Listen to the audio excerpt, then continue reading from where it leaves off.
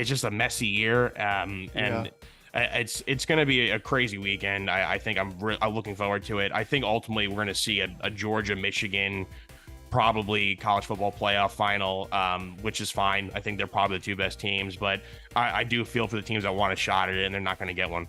Well, nobody was picking TCU at this time last year, so you never know once everybody gets in what can happen. And I wonder if the NCAA is super happy because of what you just said, right? Because I think I'm a little bit more of a purist about this. I didn't think they should go past 4 teams. I think 12 is kind of ridiculous. I think it waters down the regular season to the point where we're diluting and eliminating what makes the sport so special in the first place.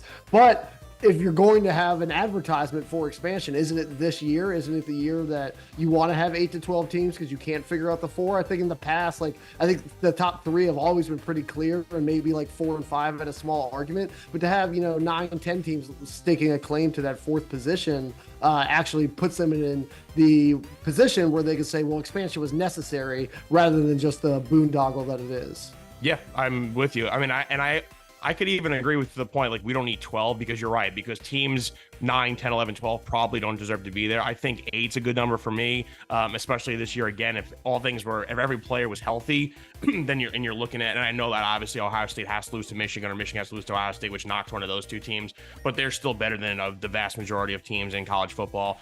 I think right now there's 8 teams that I would like to see in this playoff because I don't think anyone is unbeatable. I don't think Georgia's as good as Georgia's. They're not as good as years past. Michigan clearly just they need to run the ball. If they can't run the ball, they're not as effective. So I think there's plenty of potential upsets. There are a lot of people that make the case that they think Oregon's the best team in the country. I know Jeff Schwartz will be on -3. He's going to try to make that case. I don't necessarily disagree. They're pretty good in all phases, and again, they may have the Heisman winner. So there's a lot of good teams this year. I would have been fine with 8. It is a crazy year, but the cream usually rises to the top, which is why I think more than likely it's going to be either a Georgia or a Michigan national title winner.